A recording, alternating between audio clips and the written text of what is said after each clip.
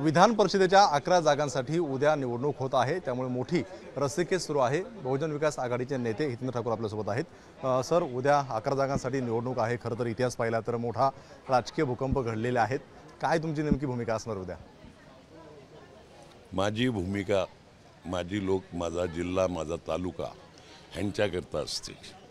आम्ही तिन्ही जण निवडून आलेले आहेत। आमच्या जिल्ह्यातल्या लोकांनी आम्हाला निवडून दिलेलं आहे, त्याच्यामुळे त्यांच्या भल्याचं जे असेल तो निर्णय आम्ही घेऊ। 12 लोकांपैकी कोण तुमचे लोक असणार? कोणाला पसंती? महाविकास आघाडी की महायुती? नाही ना, ते उद्याला ठरवेल ना। अरे, आपल्याला संविधानाने गुप्त मतदानाचा अधिकार दिला आहे। तुम्ही आम्हीच जाऊ आमची मतं उघड करायला लागली तर सर्वसामान्य माणसांनी अपक्ष आमदारांनी आणि छोट्या पक्षांनी जे आहे ते पाठिंबा दर्शवलेला आहे, त्यामुळे तुमचा पाठिंबा नेमका कोणाला आहे? आमचा लास्ट मुवमेंटपर्यंत आमचाच असतो, आम्ही आमचेच असतो।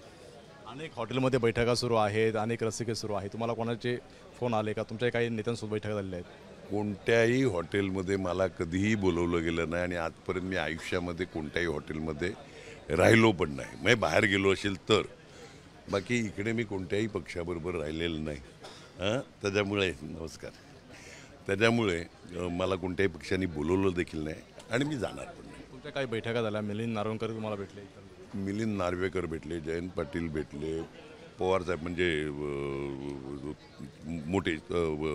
मोठे साहेब, त्यांना त्यांच्या घरी भेटलेलो मी। मुख्यमंत्र्यांना भेटलो 2-3 वेळा, उपमुख्यमंत्री दोन्ही उपमुख्यमंत्री माननीय त्यांना भेटलो मी 2-3 वेळा। आज पण भेटलो बऱ्याच जणांना, बरेचसे उमेदवार मला भेटले, पक्षाचे इतर नेते भेटले, सगळ्यांची भेटतो। माझे सगळ्यांशी सलोख्याचे संबंध आहेत। घोडे बाजार ह्या निवडणूक होऊ शकतो अशा अनेक आरोप केले गेलेले आहेत। काही असा प्रयत्न झाला तुमच्याजवळ? 35 वर्षात माझ्याबद्दल कोणाकडे ऐकलाय का? का एक पैशाचं देणं घेणं केलं आहे हितेंद्र ठाकूरनी?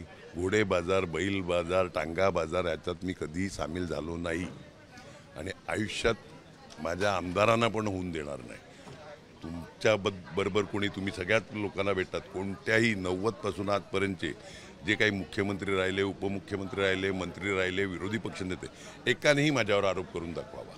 मागच्या निवडणुकांमध्ये क्रॉस वोटिंग झालं होतं, या निवडणुकीमध्ये क्रॉस वोटिंग होईल अशी काही शक्यता वाटते? आता ते पक्ष लेवलला काय करतील, आम्ही जे ठरवू तिघं, एक तर आम्ही तिघं वेगवेगळे राहतो, म्हणजे असं पण नाही का बंदोबस्तामध्ये आम्ही एका ठिकाणी राहतो, उद्याला बसनी येणार, मागे पुढे पोलीस, असं आमचं काही नाही। आम्ही 3 जण तिघा ठिकाणी वेगळे, आमच्या तिघांमधल्या कोणाला पळवतील असं पण मला वाटत नाही। आमच्या तिघातला कोण स्वतःच्या मर्जीने पण जाईल हे पण गॅरंटेड नाही। त्याच्यामुळे उद्याला आम्ही तिघं निघताना फोन करणार एकमेकाला, मी 10 मिनिटात पोचतो, मी 15 मिनिटात पोचतो, इकडे येऊन भेटू, नंतर बसून ठरवू। पाहतोय उद्या 3 जण आम्ही येऊ आणि त्यानंतर बसून ठरवू की नेमकं कोणाला मतदान करायचं। मात्र अद्यापर्यंत कुठल्याही प्रकारचं जे आहे ते ठरलेलं नाही असं हितेंद्र ठाकूर म्हणताना पाहायला मिळत आहे। राजू सोनवणे, एबीपी माझा, मुंबई। एबीपी माझा, उघडा डोळे बघा नीट।